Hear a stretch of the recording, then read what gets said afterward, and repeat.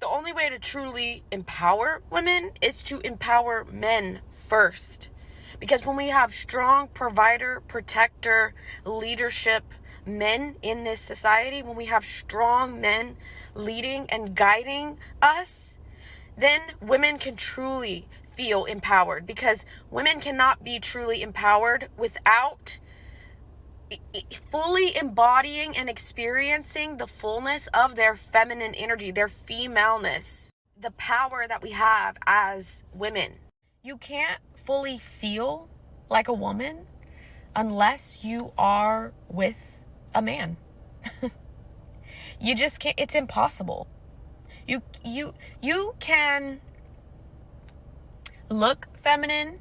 You can, yes, have a lot of female energy and radiate female energy into the world. You can do a lot of female things, have female qualities, practice female behaviors, female hobbies, feminine sensuality, like all of these things. I'm a master at doing all of these things. I'm a master at knowing how to fully embody and show up in the fullness of my feminine energy, okay?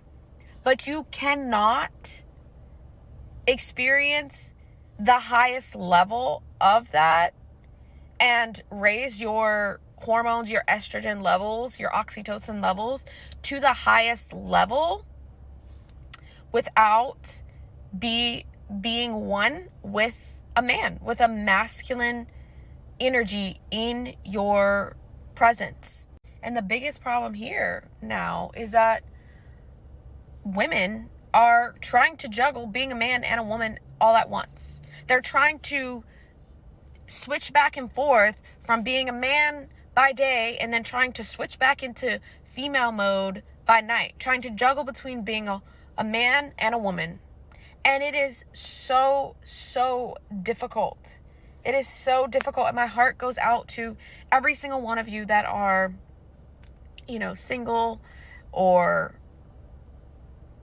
very highly independent, providing fully for yourself, maybe living out on your own, not really having any help from anyone close to you, maybe not being, always involved in community or family. Like, my heart goes out to you so much because you're really trying to fight and be a woman. You're trying so hard to connect to that feminine part of you.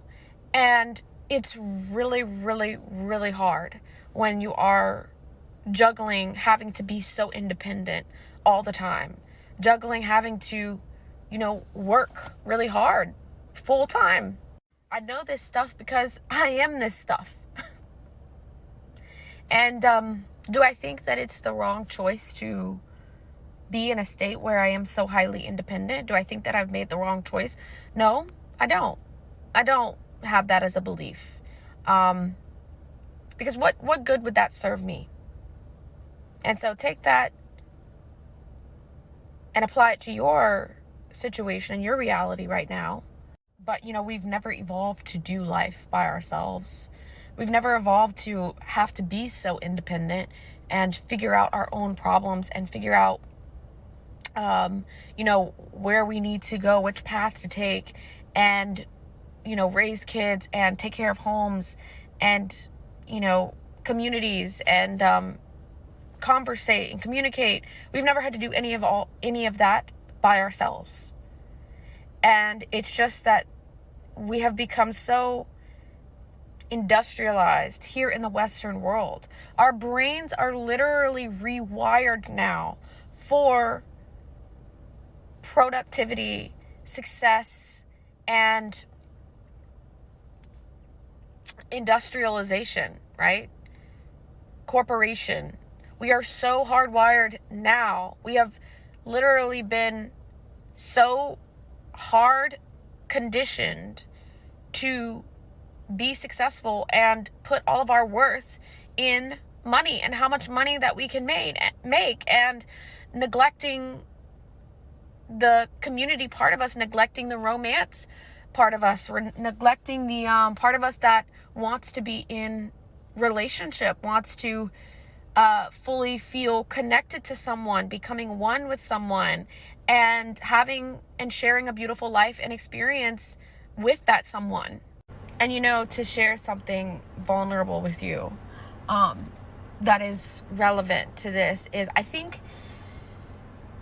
from one perspective, I think one of the reasons that I was really hurt and aching from deciding to part ways with someone who meant something to me in my recent past, I think I felt so much heartache from that because I truly got to experience what it felt like to just relish in the fullness of my womanhood, to feel like loved and romanced and special and intimate with someone that can provide those things, right? With a man who is a romantic leader. And it felt really thrilling to experience the fullness of femininity by having a man around to do those things,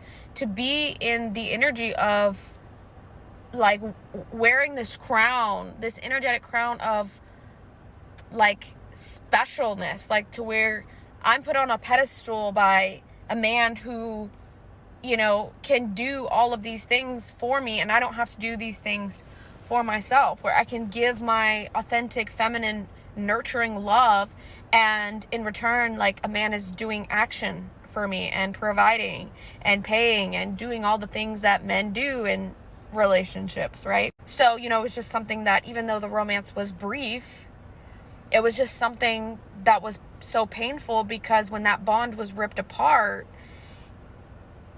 the ripping of the feeling of being able to feel like a woman in a man's presence and feeling romanced and special and more intimate with someone, that feeling was, something that I just had to say goodbye to for a little while.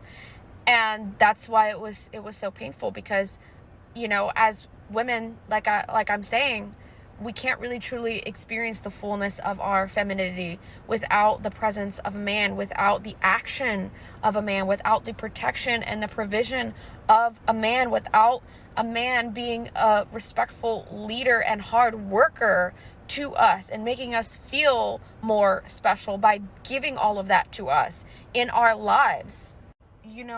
One thing I'm always trying to remind my sister of is that she should be so eternally grateful for having such a strong provider husband.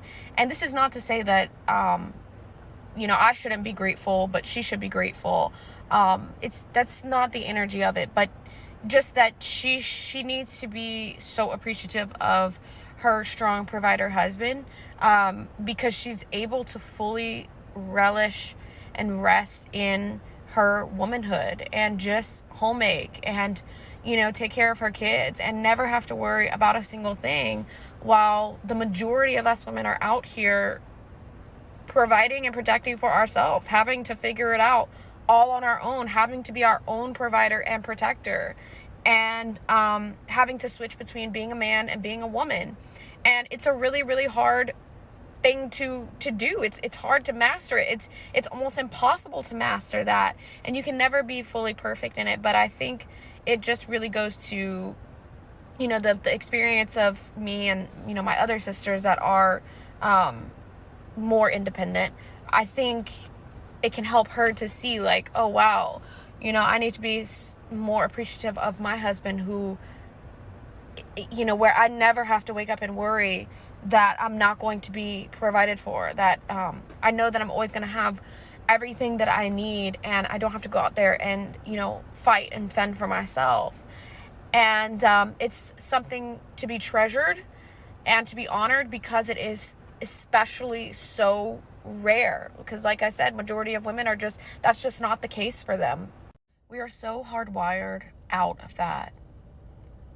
And if you are that woman that can't seem to feel like she needs a man in her life, that can't seem to understand what's the point of having a man in her life.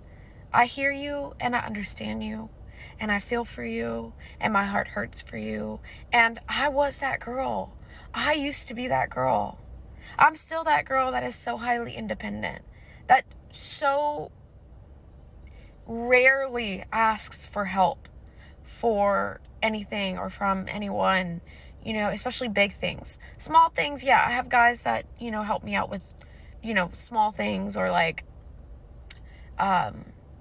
technical issues, things like that. But as far as for asking for help for, survival means,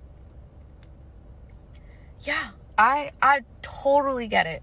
I totally get it if you are holding so much resentment in your heart because you are having to figure out the means to survive on your own, because you are trying to solve your own problems and find your own path to being fully independent for yourself and never having to rely on anyone to help you and steer you in those things. I feel you and I understand you. And like I said, I have been that girl so much in my past. And sometimes, I go through waves where I still have those moments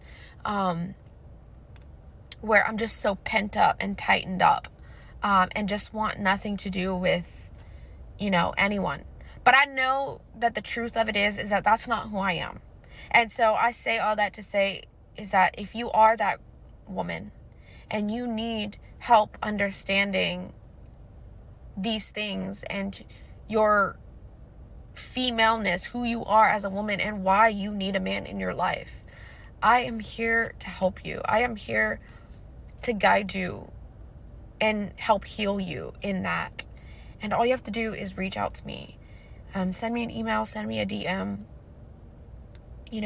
invest in my dating course. That's helping you in dating, in understanding men, which can really help propel you for becoming more womanly. It's not just dating to find the perfect husband. Actually, it's counter of that. You don't date to find the perfect husband.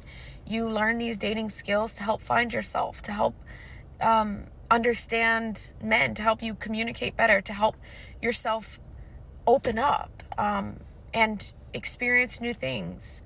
So please feel free to reach out to me, and I'm here to help you. And I guess that's all I have to say for right now for this video.